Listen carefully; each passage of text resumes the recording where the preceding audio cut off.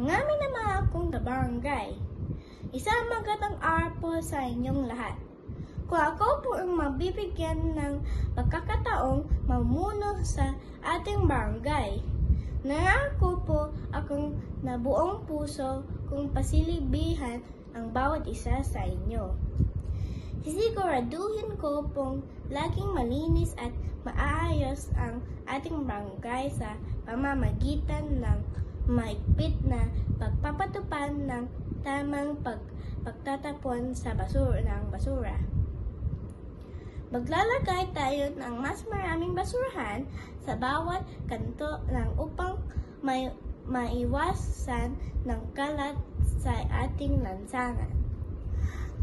Magpapasimula tayo ng linggo ng kalinisan kung saan magtutulungan ang bawat pamilya sa paglilinis ng ating kapaligiran.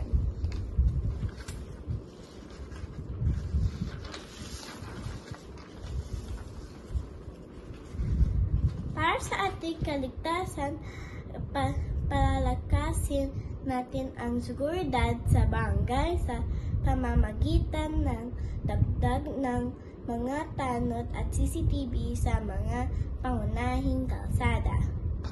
Sisiguraduhin nating may agarang aksyon sa anumang reklamo o insidente upang mapamatili ang katahimikan at akayusan.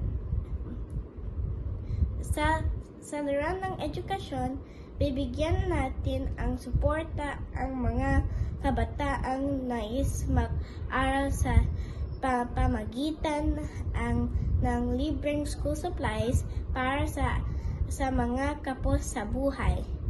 Magkakaroon tayo ng libreng tutorial classes tuwing Sabado at Linggo upang matulungan ang mga mag-aaral sa kanilang pag-aral.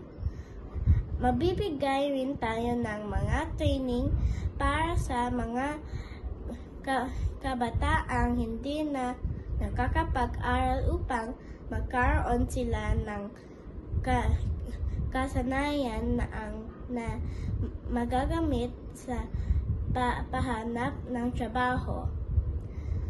Magtatayo tayo ng livelihood programs tulad ng paggawa o sabon, patahi at iba pang pagkakakitaan upang matulungan ang ating kabarangay.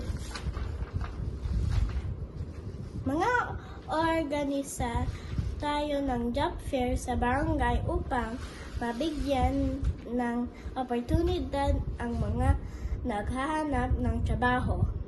Higit sa lahat, nangako akong magiging isa tapat, masipag at mapagkakatiwalaan. Pinuno para sa ikabubuti ng ating barangay. Maraming salamat po at naway pagkaisahan natin ang isang mas maunlad at mas ligtas na barangay.